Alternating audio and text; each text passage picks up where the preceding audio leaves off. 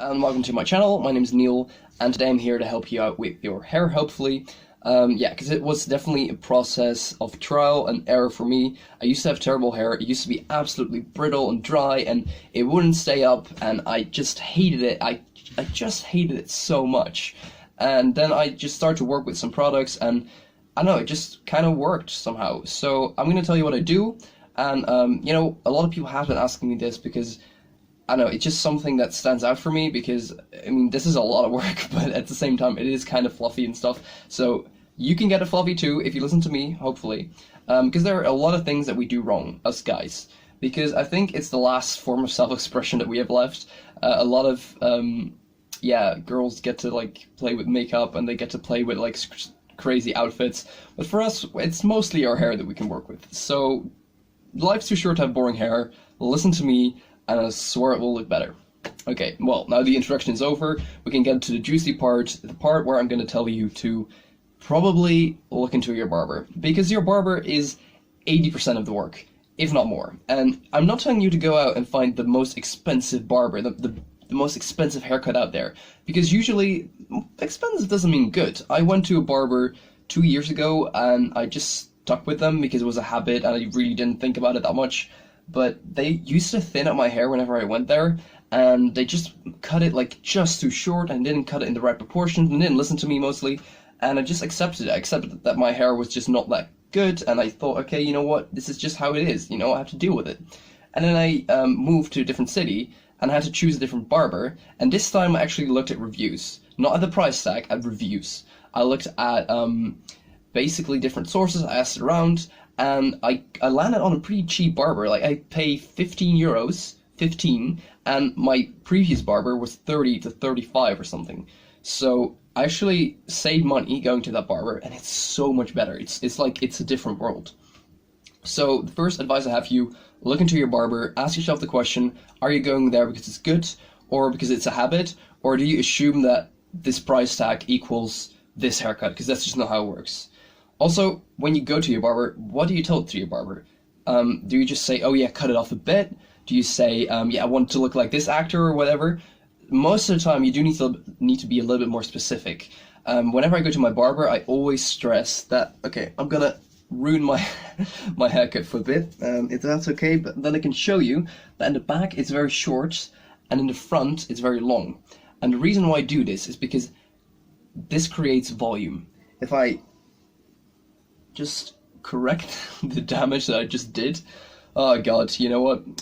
It's not fun, these videos. But if you see, the volume mostly comes from the fact that in the back it's very short, so it kind of lands nicely in the back of my head, whereas the front is pushed up, and you get this voluminous, fluffy hairdo. And if you don't do this, if you keep it the same size all the way, it's gonna look vastly different. So first, I recommend that you have your barber cut it that way, because that is the best thing you can do, by far. If that's all you take away from this video, then I'm happy. That's enough. Okay, so now we got a good haircut and a good barber. That's the foundation, and that's great, but there's still something missing, and that's for maintaining proper hair health. So how do you keep it healthy? How do you maintain all the good stuff in there? How do you make sure it doesn't become dry and brittle? Those kind of questions. And on top of that, I'm going to talk about the products out there, because some of them are really bad for you, counterintuitive, some of them are great. So we're also going to talk about that. But first, hair health. How do we keep it shiny and glowing? Well, the first thing that I use are supplements that contain zinc and selenium, and also some yeast, some beer yeast. Right there, I would recommend some of this because it's great. It has the minerals in there that really do help with your hair, and it also helps with your skin. And basically, the moment I started taking these, I definitely noticed less acne, and I also noticed that my hair just became a little bit more shiny, and I don't know, it had a healthier glow to it. Of course, it could just be one giant placebo effect, but at the same time, when I take these, I know I'm always getting my zinc, and I'm also getting my selenium, and those are two minerals that I end up lacking from my diet, because I'm a student, I eat a lot of crap, and that's okay, but that also means that my hair is probably not going to look the best unless I take these. So, consider taking supplements, not too much, because supplements are something that you have to look out for.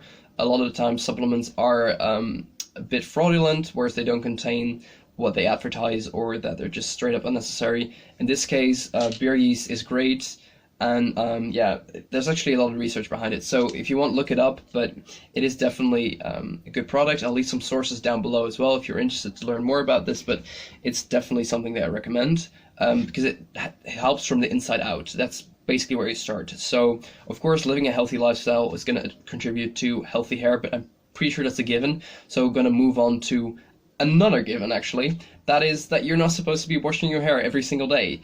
Please don't. If you are, you're messing up your hair tremendously. Basically, you're washing away a lot of essential oils and just good stuff that's in there, that's supposed to be in there, and you're just draining it from its life. So please don't do that. And if you are, and it's all dry and brittle, and you damage your hair through some bad hair products perhaps, or you've just used a little bit too much beeswax the other day, it does help to have some argan oil or another oil. Olive oil also does work, but I prefer argan oil around. And for instance, if you have nothing to do in a day, you just have to write your essay, or you're going to play some video games, it does help because it ruins your hair for the time being. Like, all the volume is gone and definitely doesn't look as good. But at the same time, yeah, it does like nourish your hair, brings back the glow, and then if you shampoo, you're gonna notice a difference. I kid you not, it works. Try it out for yourself. It's a really nice life hack. Okay, now we've got our health covered, hopefully. We've got a nice glow to our hair. It is kind of okay-ish at this point, but we also need something to keep it in place, because if you don't, then this is going to happen all day, and I swear to God, I cannot deal with that. So I'm going to hop into the shower, get all nice and wet, and hopefully show you guys how it's done. I do have to add a little bit of a disclaimer. Right now, I don't have a lot of products in my hair, but I do have some, so if the difference is not as drastic as you'd expect, that's because right now this is not my hair as I wake up. It's the end of the day, so most of the product has faded, but it's not completely without products. Okay, now that's gone, I'm gonna hop in the shower and see you guys in a minute. So just got out the shower. My hair's looking like this, which is not the best, but you know what, it's okay. I can handle it, it's not that big of a deal. At least we're gonna fix it now, because we have to tackle the age-old debate to blow dry or to dry by towel. Personally, I go for the option towel because I think it's a little bit less damaging to my hair. When I use a blow dryer, I tend to have like crazy volume, and I already have a lot of natural volume myself from the haircut, from the products I use. I don't think I need any more, and the problem is, like, if you are going to use a blow dryer, you need heat protection spray.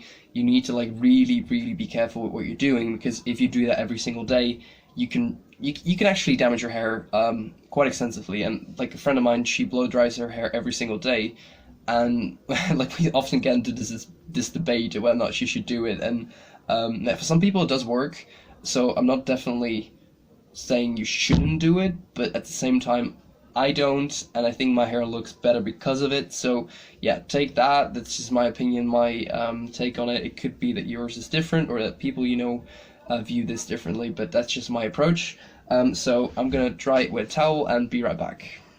So my hair's dry-ish, and I say ish because I usually apply the product right around the time when it's still a little bit moist, because that way you retain some of the shine, and it does affect the way your pomade looks.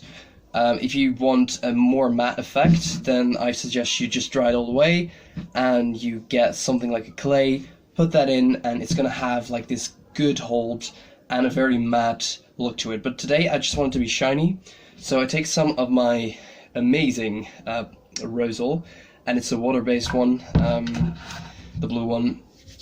And one thing is really important, this step, you just spread it out, you heat up your hands, and you go through your hair. That's literally it. Like, this is something that you probably have done a million times before. I like to work it in a bit, so what I'll do is I put the product everywhere. Like, this is just a giant mess, so this way I know that it's everywhere, which is what I kind of like. And then now comes the styling, and as you can see, I take my hair and I pull it back and then pull it forward again. So right now what I have, I'll do it again so you guys can see. I take it back, pull it forward. There you go. I've got my hair in position. It's shiny because of the fact that I applied the product, the Rosal, when it was still moist, my hair. And on top of that, this is also pretty shiny itself. It has a good hold, so as you can see, it is pretty nice, but still, it's still mendable. Like, I can play with this and, I don't know, pretty much do anything I want with it. And sometimes when you want to go to a formal event, or, I don't know, you have to go through the wind, because I live in the Netherlands and it's always windy here. It's terrible. Or when you go on a date and you need to be good all the time because you can't be distracted and be playing with your hair all the time. It's definitely important to set, and I just use a hairspray that gives me a little bit more volume. It's from Sios, but really any hairspray does the trick. There are 2 ways to set. I'm not going to set it right now because it's a little bit late and I don't want to do this because it's just gonna like ruin my hair mostly when I go to bed. But there are 2 ways to set it. First, you can do this and then go over your hair, and then as you're doing that, it will set it in place, and it's very nice because it's the finishing touch to it, and it basically makes so that you don't have to like ruin your hair and like use way too much. But if you want to like get the maximum hold and make sure it's properly in place, always do this, because I used to like just spray like at random, and it was the biggest mistake ever because some of this stuff would get in my forehead and it would clog pores and it would just be a giant mess. So always do this. Yeah, consider yourself like a pirate on the lookout. Just please use that hand, and then just from a long distance, a couple of quick sprays, and that should do the trick. You wait a bit and your hair is completely done. Of course, there are some other products that I didn't talk about. For instance, dry shampoo. That's one. Dry shampoo is used sometimes as a replacement for regular shampoo. It's when you have a lot of product in your hair, or maybe your hair is a little bit oily, and you use it and it basically brings it back to life. I have used it in the past, but I found that it did ruin my hair. It's really bad for it, and yeah, you can use it like a couple of times and it will look better in a moment. So for instance, if you have an emergency situation where your hair needs to look proper and there's nothing you can do, then I think it's a valid choice. But other than that, I wouldn't include it in your daily routine because you will destroy your hair. It's really, really nasty stuff. Actually, like, it's a fun little trick. You can use baby powder as a replacement for dry shampoo, and it kind of does the same. It's not as bad, but still. I tried that once, didn't like it. It's not really for my hair, but a friend of mine swears by it. So, you know what? If that's something for you, if you have baby powder laying around, that's also something you could consider.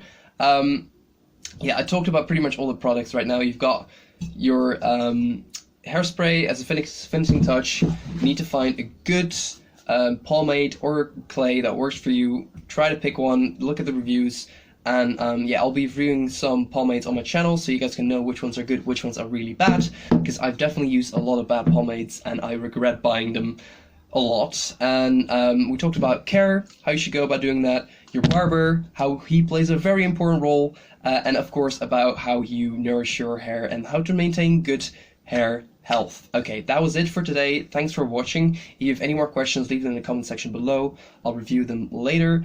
And yeah, thank you so much for watching, and cheers guys. I hope it looks good.